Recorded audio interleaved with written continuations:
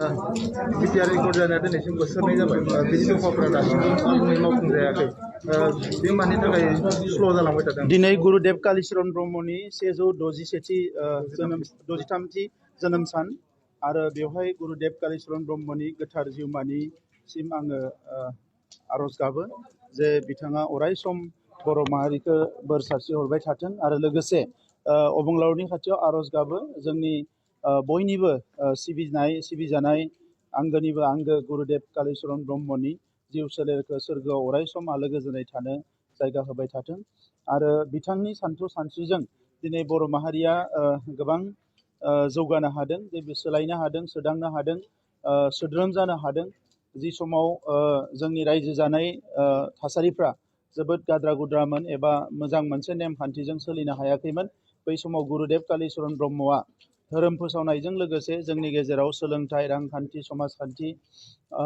फारफ्रोमबो बिथिङाव सांग्रांथि लाबोनानै मोनसे सोद्रोम माहारि दानायनि हाबाफारिखौ लादोंमोन। बिनि थाखायनो दिनै बर' माहारिया बिथांखौ मालाबाबो मावनो हाया।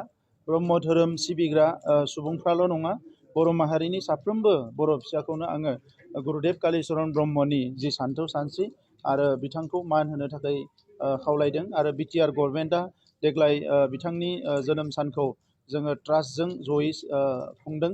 इयुनावबो जोङो खुंबाय थागोन गभर्नमेन्टनि फारसेनिफ्राय आरो दिनैनि सानखौ जोङो रेस्ट्रिक्टेड हलिडे महरै जोङो फालिदों।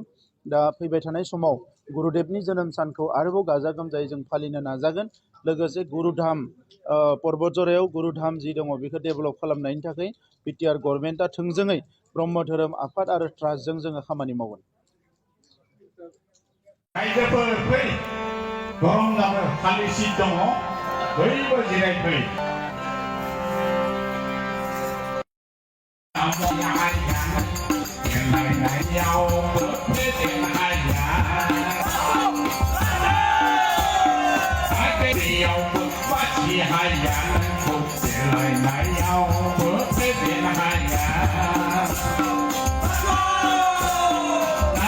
bỏ lỡ